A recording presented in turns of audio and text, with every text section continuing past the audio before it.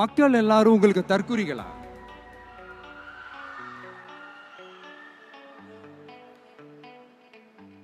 அதே மக்களோட ஓட்டு வாங்க போற நாம தற்குறிகள்னா, அப்ப இவ்வளவு நாள் அதே மக்கள் கிட்ட தானே நீங்க ஓட்டு வாங்கிட்டு இருந்தீங்க.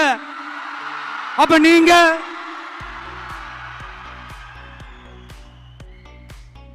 அந்த மக்களுக்கு நீங்க காட்டுற மரியாதையும் நன்றியும் இதுதானா?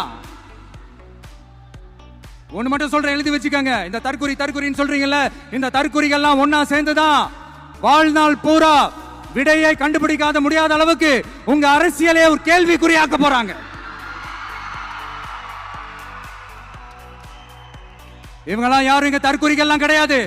இவங்க எல்லாரும் தமிழ்நாட்டு அரசியலோட ஆச்சரியக்குறி.